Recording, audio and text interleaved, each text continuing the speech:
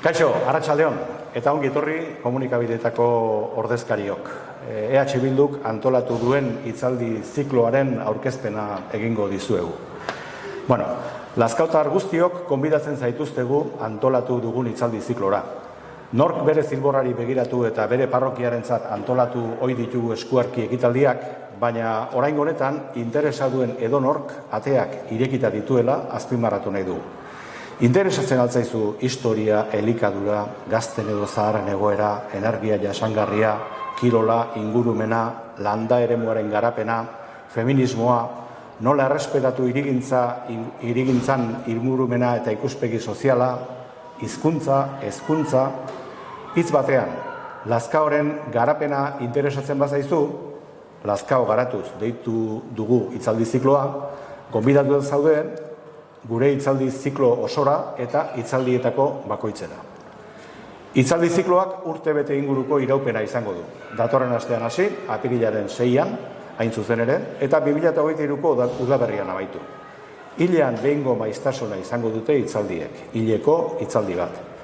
Eta gaiak interesgarriak badira, gure iritziz, are interesgarriagoak dira Lazkaon izango ditugun hizlariak. Taxio Erkizia, Iñaki Perurena, Karmele Gisasola, Jose Maria Paulatza, Unai Fernandez de Betoño, Patxi Galarraga, Ainhoa Etxebarrieta, Errez Kooperatibako kide bat, Mikel Otero, Joseba Asiron eta abar.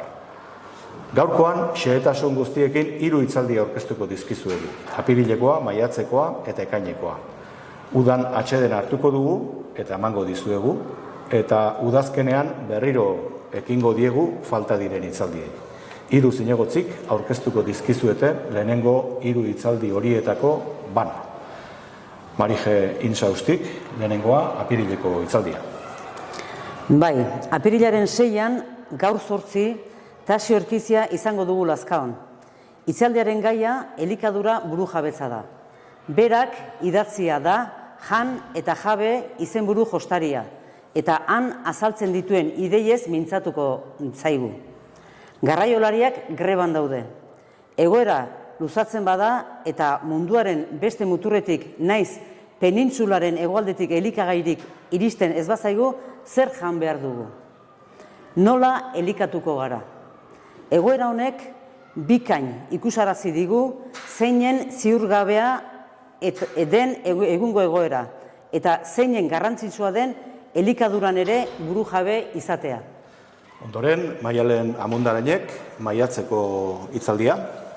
Maiatzaren 11an, Errez Kooperatibakoak etorriko dira guregana. Horiek, basoak kudeatzeko eredu berritzaile bat proposatzen dute. Baditugu Lazkaon ere basoak, zer esanik ez, baso jabe ekitzaileak. Bertakoen proiektuak eta errezekoenak alderatu ahal izango ditugu.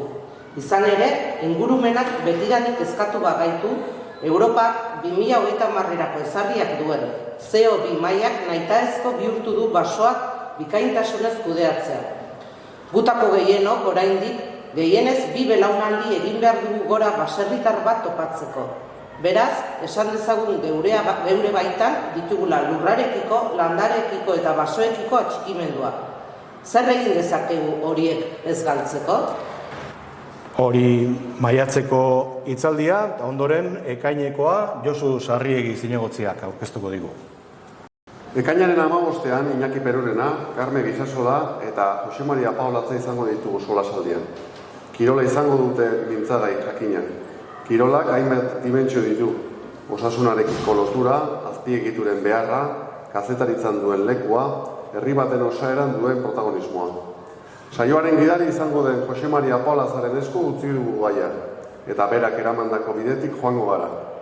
Jarriko digu gainditu beharreko mendate gogorren bat, baina behin igoz gero, jaitsien egin beharko dugu mendate hori, arrisku handirik hartu gabe, gozatuz.